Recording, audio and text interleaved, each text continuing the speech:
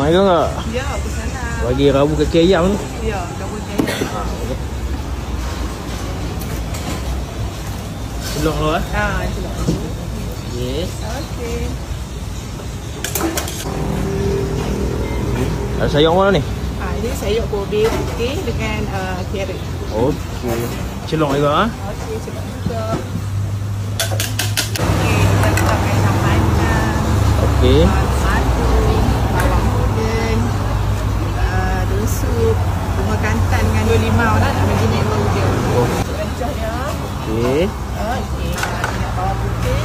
Okey. Minyak limau sikit. Dia punya paste ni.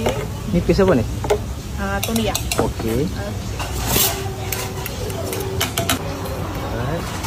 Okey, bawang putih siam, bawang goreng, chili flake. Ni apa ni? Minyak sotong? Kicap. Oh, kicap sotong. Sotong.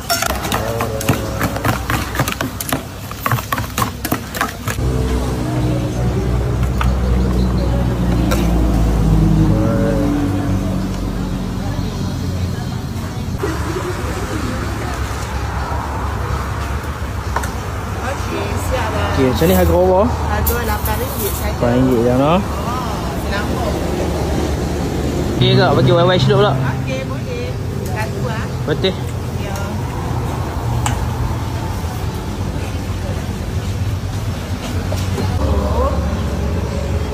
Toge ni kita celok lah sikit.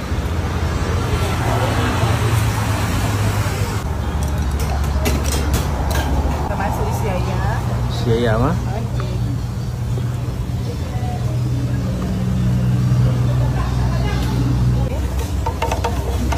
Yang ni apa ni? Ini cabai juga. Okey. Bagi dia punya masak.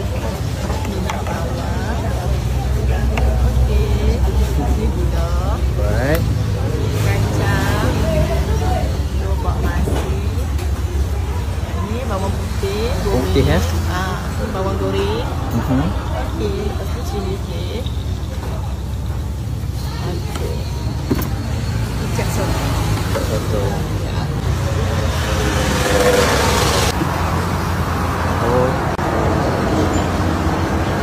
Macam ni siap? Dah siap. Harga berapa ni? RM6 je. RM6 eh? Ya.